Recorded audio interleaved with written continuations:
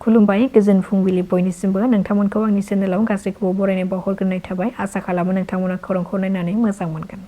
मिरुनि 2026-27 मायथाइनि बाजेट जथुमखौ राङारि मन्थ्रि निर्मला सीतारामना मैया सदनाव दाखिल खालामबाय।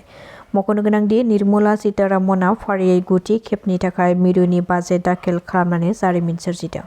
बेराफारसेथिं हादोरनि सरासनस्रा बाजेटनि थाखाय मैयानि सानाव रबिबारब्लाबो सेपार बाजारा बन्द जायाखै। मिरुनि बाजेटखौ आखायाव लानानै मैया फुंनि समावनो कर्तव्य भवनाव नुजाथिदों राङारि मन्थ्रि निर्मला सीतारामना। मख'नो गोनांदि सिगांनि बाजेटआ बिसायख'थिनि सिगां बिहारआ गोबां बान्था मोनदोंमोन आरो देग्लाय आसामनो बिसायख'थिनि सिगां मा बान्था होयो बेखौ आसामनि सुबुंफोरा नोजोर होगासिनो दङ।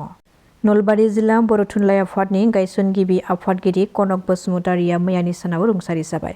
मख'नो गोनांदि 1950 मायथाइनि 10 जानुवारियाव तामुलपुर जिल्लानि नावकाटा जाब्रांपारा गामियाव जोनोम जादोंमोन कनक बसुमतारिया। बिथाङा सासे गोख्रों समाज सिबियारि जानायजों लोगोसेनो सासे फोरोंगिरि, कंग्रेस दोलोनि गागि मावथि आरो ITDP निबो मासिगिरिमोन। खौरां मोननाय बादिब्ला फाहामथाय लाबाय थानाय समावनो मैया हरखाब रुंसारि जालाङो कनक बसुमतारि बिथाङा। श्रीरामपुर गेटआव गान्जा लानानै थांबाय थानाय गंसे ट्राक गारिजों लोगोसे 4 सुबुंखौ हमदों पुलिसआ। गसाइगाव पुलिसआ गंसे ट्राक गारिनि मोनसे सिक्रेट कम्पार्टमेन्टआव दोनखुमानानै 435.873 किल'ग्राम गान्जाखौ बोखांनो हादों। बेजों लोगोसेनो अपारेसन खालामनाय समाव जाथायजों सोमोन्दो थानाय 4 सुबुंखौबो हमनो हादों। प्रमद बर'नि दैदेननाय UPPL दोलोआ BJPनि दैदेननाय NDAनिफ्राय ओंखारनाया रोखा जानायनि लामायावसै। मिथिनो हानाय बादिब्ला UPPL दोलोआ 2026 मायथाइनि बिधान सभा बिसायख'थियाव BTCनि सिङाव थानाय मोन 15 बियाबाव हारसिं बिसायख'थि गेलेगोन आरो BTCनि बायजोआवबो बिजाथि फसंगोन। बिधान सभा बिसायख'थिखौ नोजोर बोनानै BPF दोलोनि लोगो आफादगिरि सुद्ध कुमार बसुमतारिखौ BPF दोलोनिफ्राय 19 नं सिदलि बियाबनि बिजाथि महरै लुबैदों रायजो राजाफ्रा। बिथाङा थांनाय सिदलि बियाबनि उफ्रा बिसायख'थियाव BPFनि बिजाथि महरै बिसायख'थि गेलेदोंमोन आरो दाबो बिथाङा रायजो राजाफोर लुबैनाय बादि आरो BPF दोलोआ टिकेट होयोब्ला 19 नं सिदलि बियाबाव बिजाथि महरै गसंनो थाखाय साखाफारा जादों होननानै खौरां मोननाय जादों।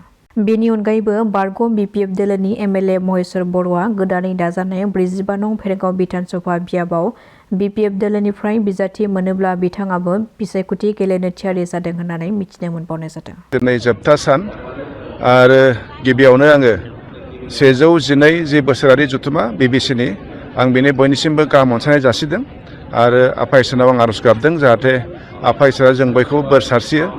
बिराद गोजोनदों, खोब मोजां कनफारेन्स जादों। बोसोरै जों फैयो। दिनै जोंहा मानगोनां सिबाबो बेवहाय फैनो गोनांमोन, नाथाय बिथाङा माखासे उसुबिदानि थाखाय फैनो हायाखिसै आरो बिथांनि जानानै आं बेवहाय बिथांनि मेसेजखौ होफैदों आरो आङो गाव बेक्ति हिसाबै आं दिनै बेवहाय BBCखौ आं हांख्रायदों जे फैगोन समफ्राव जाहाथे आंनि समस्ति माजबादावबो BBCनि नैबे हाबाफारिखौ लायो, जाहाथे आंबो बिनि MLA हिसाबै नैबे हाबाफारिखौ बरायनायाव जाहाथे आंबो बाहागो लाफानो हायो, बिनि थाखाय आं बेखौ खावलायदों आरो खावलायनो लुबैदों। जिहेथु जोंनि गेजेराव गोबां फोथायग्राफोर थाहैबाय, ख्रिस्ट' फोथायग्रा होन, बाथौ धोरोम फोथायग्रा होन, ब्रह्म धोरोम फोथायग्रा होन, हिन्दु धोरोम फोथायग्रा होन, जों गावबागाव धोरोमखौ जेरैखि जाया जों जौगाहोनांगौ। खिन्थु जोंनि गेजेराव मोनसे जि रिलेशनशिप बेखौ जों लाखिलायनांगौ। मानो होनोब्ला समाजाव गोजोननाय नांगौब्ला जों सासेया सासेजों जों आन्डारस्टेन्डिं नांगोन।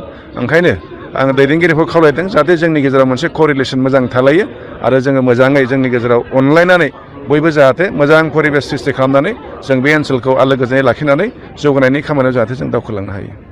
जोबोद मोजां रायजो राजाफ्रा बयबो बाहागो लादों आरो पद्मानन्द ओनसोलाव जागायजेननाय समनिफ्रायनो बर' आइ आफा रायजो राजाखौ अराय सम माहारि आफादनि मेल मिटिङाव ओंखारनाय सोमावसारनायाव बाहागो लानाय नुदों।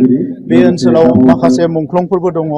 दा बे गासैनोबो आंनि गोसो गोरबोनि खुलुमनायखौ बावहरदों आरो जोबोद मोजाङैनो माहारि आफादखौ अनसायनायखौ नुनानै आं गोसो गोरबोनिफ्राय गोजोननाय मोनदों आरो इयुनाव दुलाराय बर' फरायसा आफादा जि हाबा मावनो लादों, हारिनि सोलोंथाइखौ लानानै गुबुन गुबुन बिथिंखौ लानानै रायजो राजाफ्रा थुलुंगा होबाय थागोन, आं बेखौ मिजिंथिदों। राजखान्थिनि बाथ्राखौ बुंनो थाङोब्ला जों बावैसो मैया आरो दाख्लै साननैनि हाबाफारिजों जोंनि मिरुनि जथुम्माखौ खुंदों आरो बेवहाय फैबाय थानाय 22नि बिसायख'थियाव बाहागो लानायनि थांखि लादों आरो बेवहाय बे बिसायख'थियाव जों हारसिङै गेलेगोन ना सोरजोंबा लोगो जानानै गेलेगोन बिनि थाखाय मोनसे कमिटि दानानै होदों आरो बे कमिटिया मोनसे रिपर्ट होगोन थाबैनो बिनि सायाव बेस खालामनानै जों थांखि लागोन।